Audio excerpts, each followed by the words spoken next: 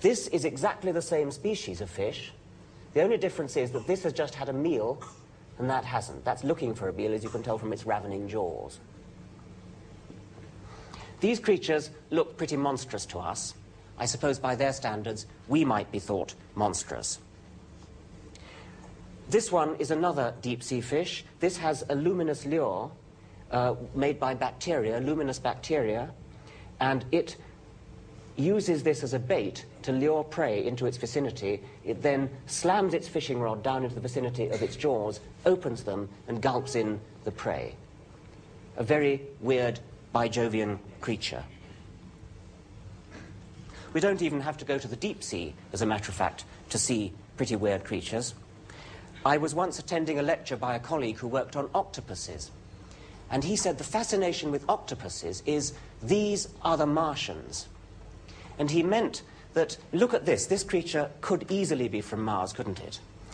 Watch the colour change. That creature, that cuttlefish, it's not an octopus, it's a cuttlefish, is changing colour at will. Look at the waves of colour falling over it. That's not shadows falling over it from outside. That's internally controlled by the animal, by its own nervous system. It's registering emotion, signalling to other creatures, others of its own species. Bijovian creature.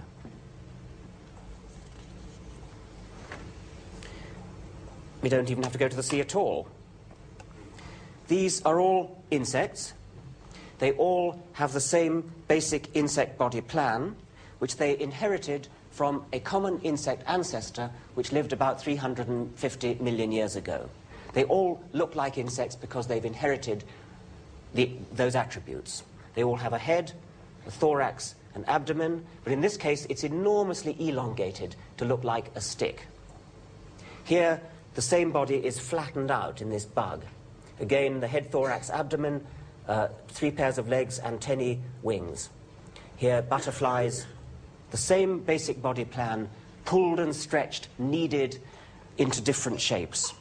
But basically, the same shape. They've never quite shaken off their ancestral influence.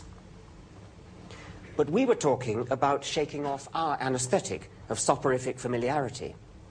And another way to achieve the illusion of waking up on a distant planet is to shrink ourselves, to go on a different kind of journey, to a much smaller scale than we're used to. This is a dust mite. It's the sort of thing that you've met often in the carpets of your own home, but didn't know it. It's hugely magnified by an instrument like this, which is a scanning electron microscope. And we can use the scanning electron microscope just as though it was a telescope pointing at some distant planet. So strange are the sights that it shows us. I think we have a volunteer to work the electron microscope. Now, your name is? Louise. Louise. Do sit down, Louise. Now, on the screen at the moment, we have what looks like a jungle. We can think of it as a jungle on another planet. Now, you know how to work the joystick and navigate around. You also know how to zoom out and in. What about zooming out and seeing what this jungle really is? Okay, let's go slowly. Now, there's some curious rounded objects there. Go further. 2 little patches of rounded objects. Go further. Go on. Right, now I think what we're seeing is the head of a mosquito. There are the compound eyes, lots of different facets of the compound eyes on either side. In the middle are the sockets of the antennae. Zoom out further. And again. And there's the whole head. You can see the whole round head with the sockets for the antennae and the rounded compound eyes with all the different facets. Now perhaps we can navigate to a different insect. Yes, the machine has been pre-programmed to move now to a different part of this strange landscape. And I hope we're going to see something else in a minute. What's this here? Looks like another jungle. So let's move around and explore what we think it is.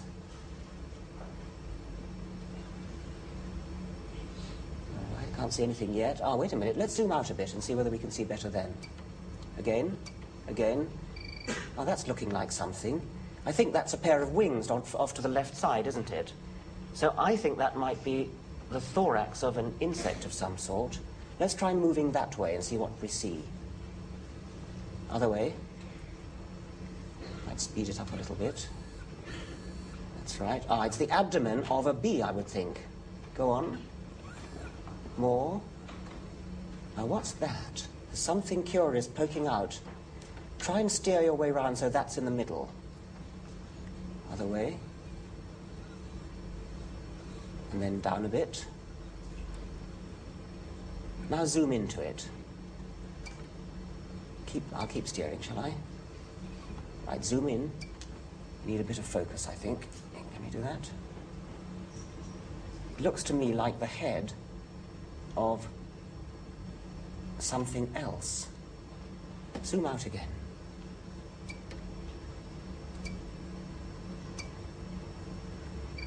What that is, as a matter of fact, is a tiny parasite. Thank you very much indeed, Louise.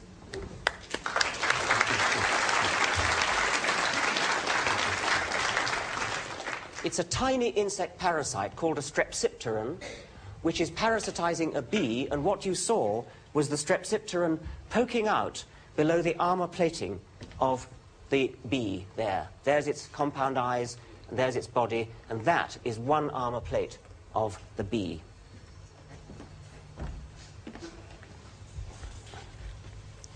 So we've been on a journey using the scanning electron microscope to the world of the very small.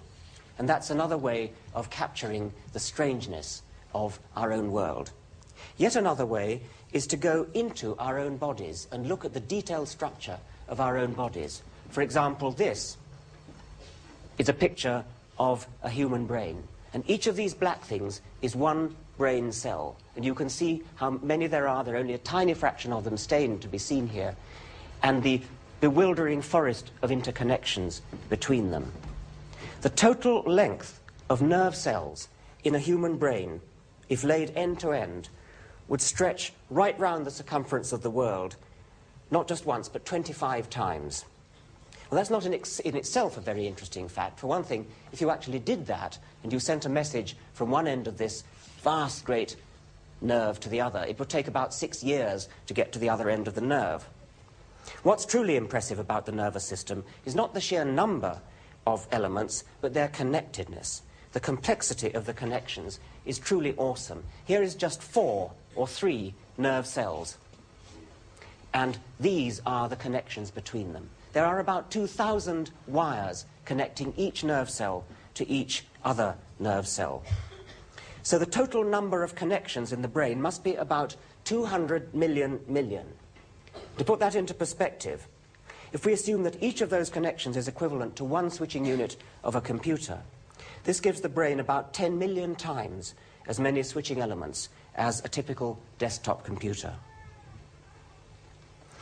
Brains are impressive because of the number and connections of their cells, but there are lots of other different kinds of cells in the body, and they all have the same basic structure inside. This is a typical animal cell, a model of a typical animal cell.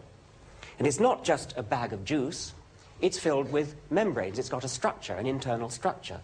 Each of these blue things here is a membrane. And every cell has them in large amounts, such that the total area of membrane inside a typical human body is about 200 acres. That's a good-sized farm.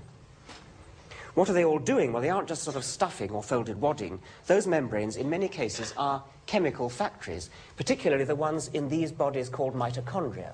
The orange ones here, they are made of membrane, and in those membranes, in every bit of those membranes, is going on chemistry. They are chemical factories.